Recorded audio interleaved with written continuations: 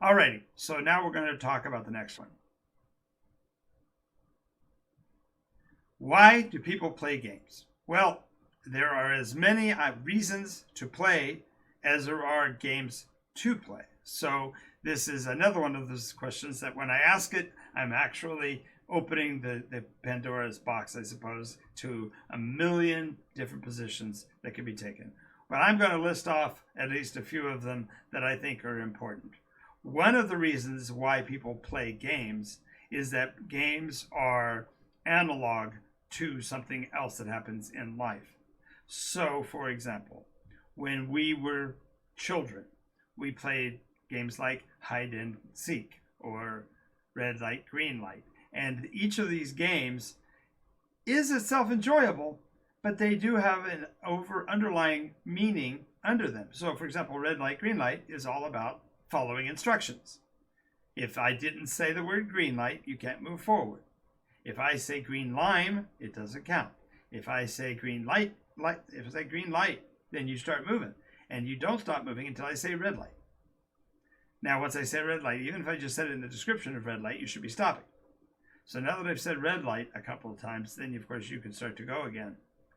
But not until I say green light. See, I got you. Now you're moving, right? So the point is that the games themselves have some underlying message. There's some other nuance to them. This is one of the reasons why one of the most popular styles of games that are out there are abstract board games.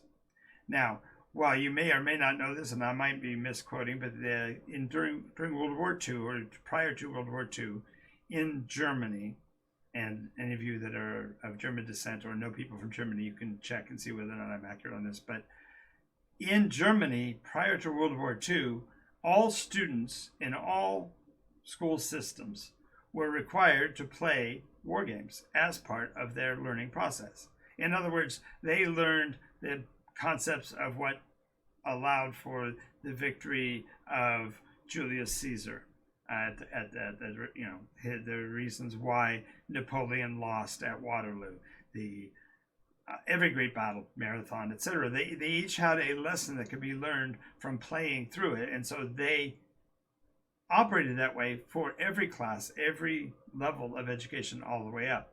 Which meant when World War II started and they started to mobilize their forces, almost all of the German people who went into the military already understood their position and role in the mechanism that was their warfighting machine. Now, I'm not going to go into the background, the logistics, the inherent evil of many of their policies, but I just want to speak to that concept. So the reason why I do that is that at the end of the war, one of the rules and stipulations that was placed on Germany after World War II was that German companies weren't allowed for a period of time to make games focusing on war. As a matter of fact, they couldn't use the terminology guns, they couldn't talk about ammunition, etc., etc.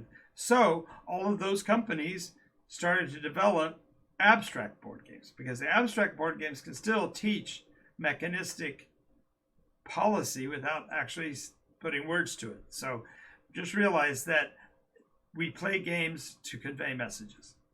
The second reason why we play games is that we are trying to better ourselves. We have the agenda of showing our knowledge, our skill in comparison to other people in the game.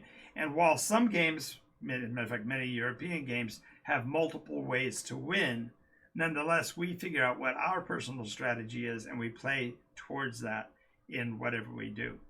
For example, there's a online game called World of Tanks, and many of you know that I'm a bit of a fanatic for that game. And in that game, there are a variety of types of tanks, and each type of tank has a different strategy, a different position in terms and relation to the other pieces on the board.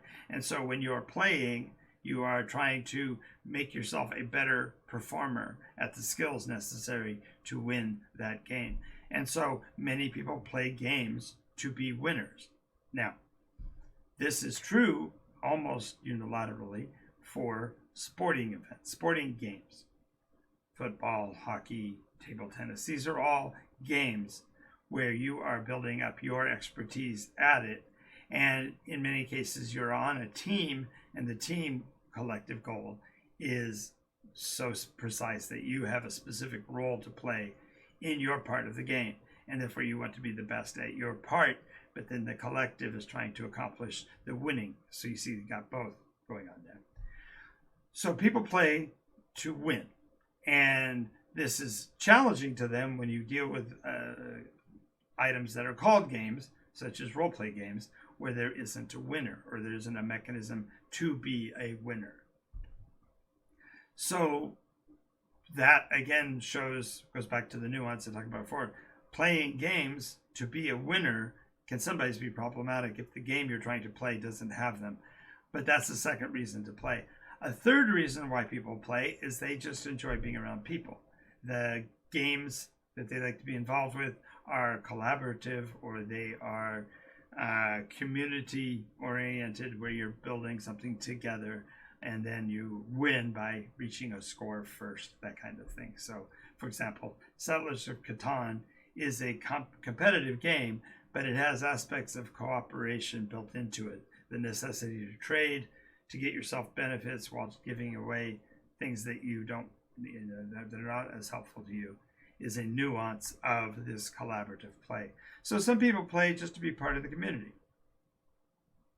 Another reason why people play games is because there is a story to the game and they want to see it through to the end. This is not much different from those people that go to the motion pictures, they go to a movie to watch the story develop.